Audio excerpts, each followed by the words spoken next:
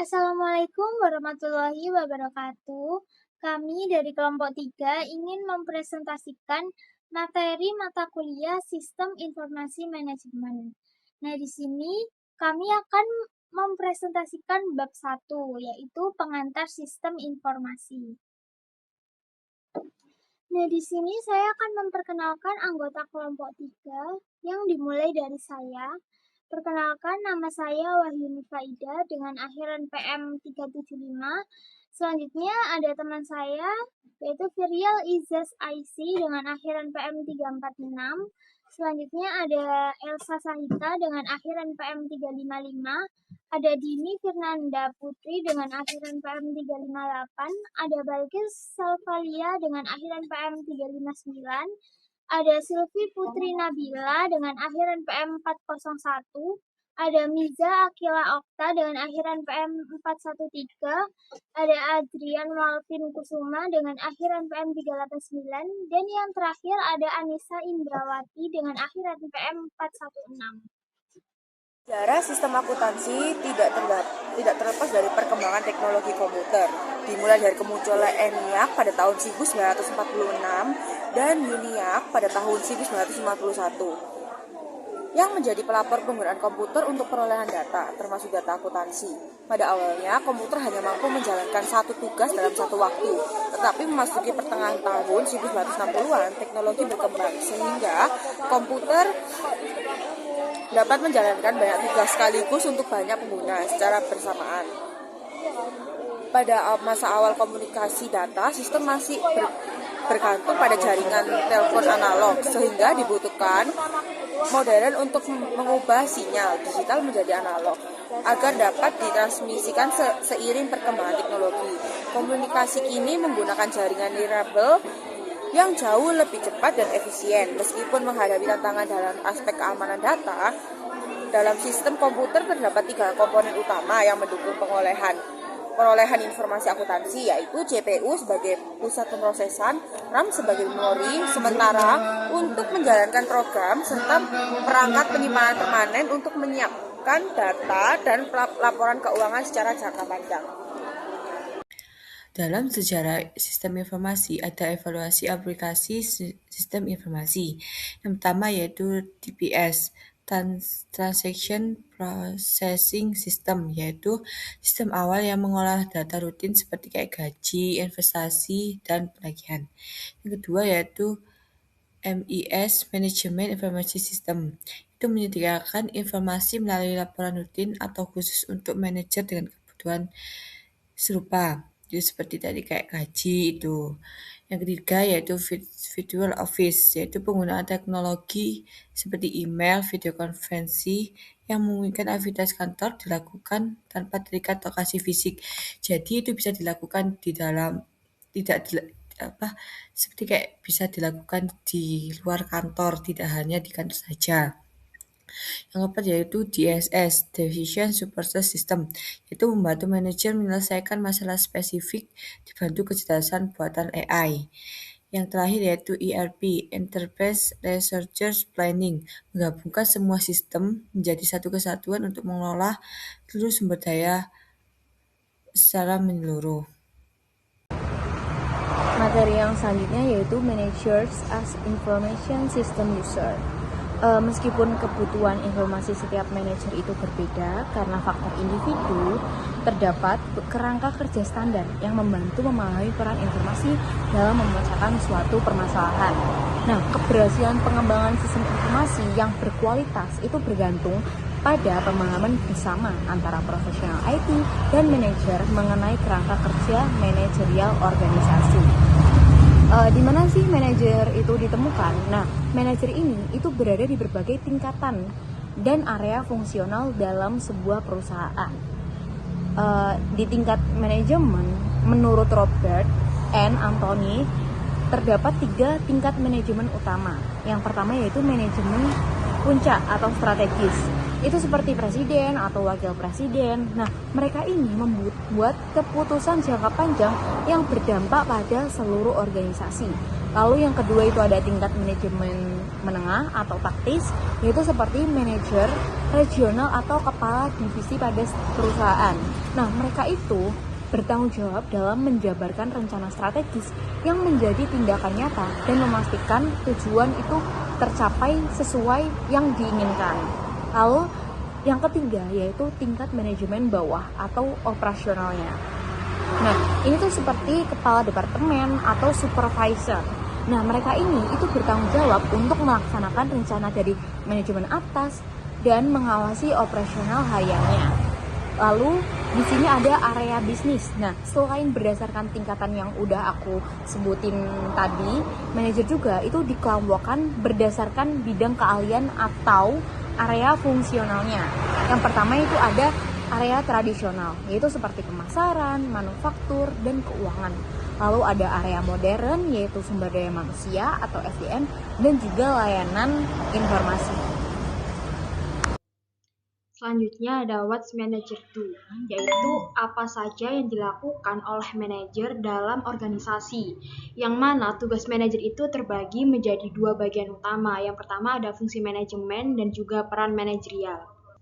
Untuk fungsi manajemen sendiri itu ada 5. Yang pertama itu ada planning, yaitu ketika manajer menentukan apa yang akan dilakukan. Dan itu dimulai dari apa yang ingin dicapai, bagaimana caranya, kapan akan dilakukan, dan juga sumber daya apa yang nantinya itu diperlukan.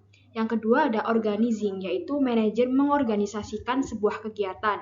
Dengan adanya fungsi organisasi ini, itu memastikan bahwa setiap apa yang harus dikerjakan, terus siapa nantinya yang akan bertanggung jawab, dan kepada siapa dia harus melapor. Yang ketiga ada staffing, yaitu menempatkan sumber daya yang diperlukan dalam organisasi. Dan kegiatan ini itu meliputi mulai dari perekrutan, pelatihan, penempatan, dan juga pemberdayaan karyawan. Yang keempat ada directing, yaitu mengarahkan dan juga membimbing sumber daya. Dan dalam fungsi ini, itu manajer berperan sebagai pemimpin yang memberikan instruksi, komunikasi, dan juga dorongan semangat untuk kerja. Dan yang terakhir ada controlling, yaitu memastikan seluruh aktivitas dan sumber daya itu tetap pada suatu rencana yang telah ditetapkan oleh perusahaan. Karena dengan adanya controlling ini, itu penting agar organisasi tetap berada di jalan yang benar. Yang kedua itu ada peran manajerial, yaitu menjelaskan bagaimana manajer itu bertindak dan berinteraksi saat menjalankan pekerjaannya. Ada 3 aktivitas yang berkaitan dengan peran manajerial. Yang pertama ada aktivitas interpersonal, yaitu bagaimana manajer berhubungan dan berinteraksi dengan orang lain. Dalam peran ini, itu manajer bertindak sebagai simbol organisasi, pemimpin bagi karyawan, dan juga penghubung dengan pihak lain. Yang kedua ada aktivitas informasional, yaitu bagaimana manajer menerima, mengolah, dan juga menyebarkan informasi yang dibutuhkan oleh suatu organisasi.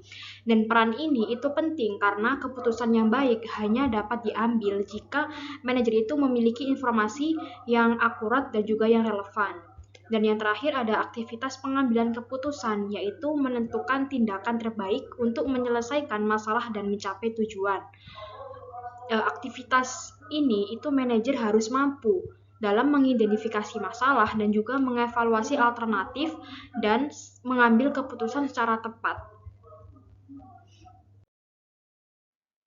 Nah, selanjutnya yaitu pengguna sistem informasi. Pada awalnya, pengguna komputer atau sistem informasi dalam bisnis itu hanya terbatas, yang menggunakan hanya karyawan bagian administrasi di bidang akuntansi. Namun, sekarang pengguna sistem informasi itu udah banyak. Nah, siapa sih penggunanya? Yang pertama, itu ada manajer. Nah, di sini manajer itu butuh sistem informasi karena sangat penting dalam pemecahan masalah dan dalam pengambilan keputusan. Nah, contohnya ada pada manajer manufaktur yang menggunakan sistem untuk mengontrol stok bahan baku di gudang. Yang kedua, contohnya ada manajer pemasaran yang menggunakan sistem untuk memantau tren penjualan. Yang ketiga itu contohnya ada di manajer keuangan yang menggunakan sistem untuk mengelola arus kas dan anggaran. Nah, pengguna selanjutnya yaitu ada pengguna non-manajer dan spesialis. Nah, di sini pengguna non-manager yaitu karyawan biasa atau staf ahli seperti akuntan yang memakai sistem untuk membantu pekerjaan teknis sehari-hari. Dan spesialis informasi, yaitu orang yang membangun dan mengoperasikan sistem. Contohnya seperti analisis sistem, programmer, atau spesialis jaringan. Yang ketiga yaitu pihak luar. Nah, pihak luar itu adalah orang atau organisasi di luar perusahaan seperti pelanggan dan pemasok yang terhubung melalui e-commerce atau sistem informasi. Nah, terhubung itu maksudnya gimana sih? Nah, contohnya itu seperti saat pelanggan yang mengecek status pengiriman barang misalnya di Shopee. Selanjutnya, saya akan membacakan tujuan dan manfaat sistem informasi bagi pengguna.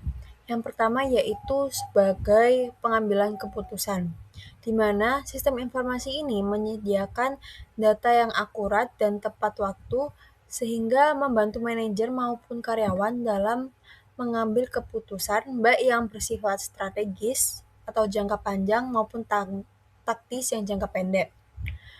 Yang kedua yaitu sebagai efisiensi operasional, di mana sistem informasi ini membantu mengotomatisasi proses kerja dan bisnis sehingga pekerjaan itu menjadi lebih cepat, terstruktur, dan dapat mengurangi kesalahan yang sering terjadi jika dilakukan secara manual. Yang ketiga yaitu sebagai keunggulan kompetitif.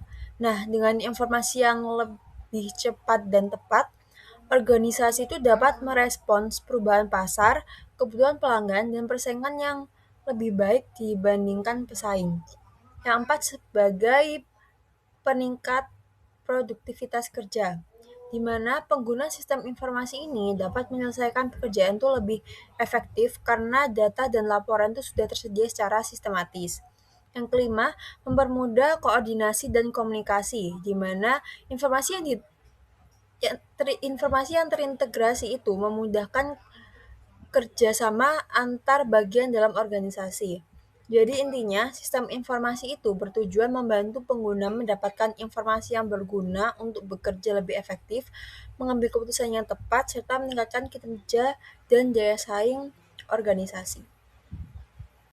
Selanjutnya, di sini saya akan menjelaskan mengenai peran informasi dalam pemecahan masalah manajemen, di mana pemecahan masalah ini tuh merupakan aktivitas yang menentukan keberhasilan atau kegagalan karir seorang manajer. Nah, dalam manajemen, pemecahan masalah ini terdiri dari beberapa tahapan, dan salah satu tahapan penting di dalamnya yaitu pengambilan keputusan. Adapun pemecahan masalah dan pengambilan keputusan, di mana pemecahan masalah ini bertujuan untuk menghasilkan solusi atas kondisi yang merugikan maupun peluang yang menguntungkan melalui pengambilan keputusan dari berbagai alternatif yang telah tersedia. Selanjutnya, menurut Mintzberg, peran manajerial ini di dalam pengambilan keputusan dibagi menjadi 3 bagian, yaitu yang pertama itu ada peran interpersonal yang terdiri dari kepala seremonial, di mana manajer menjalankan tugas-tugas seremonial seperti memberikan tur fasilitas kepada tamu kehormatan yang berkunjung. Lalu yang kedua ada pemimpin, di mana manajer mempertahankan kesatuan organisasi dengan merekrut dan melatih staf serta memberikan motivasi dan dorongan. Lalu yang ketiga ada penghubung, di mana manajer menjalin kontak dengan orang-orang di luar unitnya sendiri dan pihak lain di lingkungan unit untuk menangani urusan bisnisnya. Lalu yang kedua ada peran informasional yang terdiri dari pemantau, di mana manajer terus-menerus mencari informasi yang berkaitan dengan kinerja unit.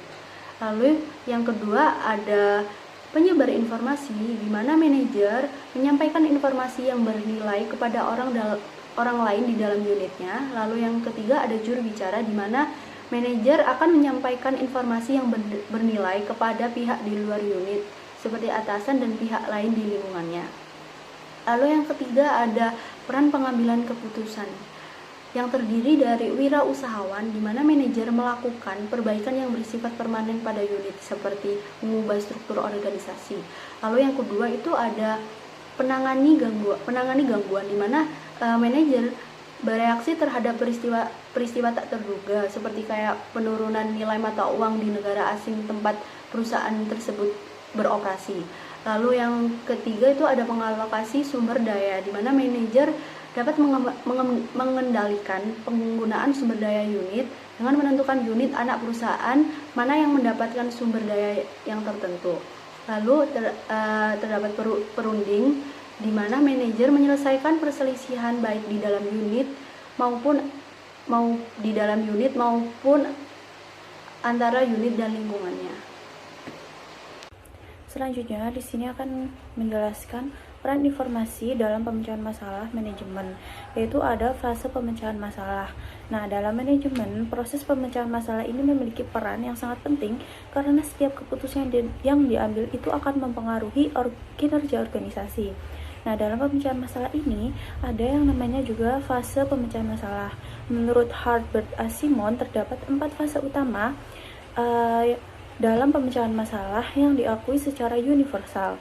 Nah, keempat fase ini menunjukkan bahwa pengambilan keputusan itu bukanlah proses yang instan, melainkan melalui tahapan yang sistematis dan membentukkan informasi yang akurat.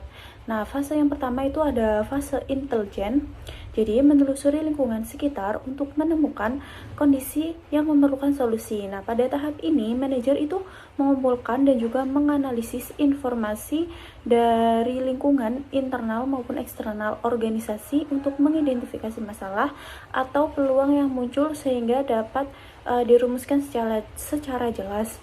Yang kedua, itu ada aktivitas desain, jadi menciptakan pengembangan dan juga menganalisis kemungkinan tindakan. Dalam fase ini, berbagai alternatif solusi dirancang dan juga dipertimbangkan dengan melihat kelebihan, kekurangan, serta dampak yang mungkin terjadi sebelum keputusan diambil. Yang ketiga itu ada aktivitas pilihan, jadi memilih tindakan tertentu dari pilihan yang tersedia. Tahap ini itu merupakan proses pengambilan keputusan di mana manajer itu menentukan solusi yang paling tepat berdasarkan pertimbangan efektivitas, risiko, dan juga tujuan organisasi. Yang keempat ada tinjauan kembali aktivitas, jadi evaluasi pilihan sebelumnya. Pada fase ini dilakukan penilaian terhadap keputusan yang telah dijalankan untuk mengetahui apakah solusi tersebut berhasil atau perlu diperbaiki agar hasil yang dicapai itu lebih optimal.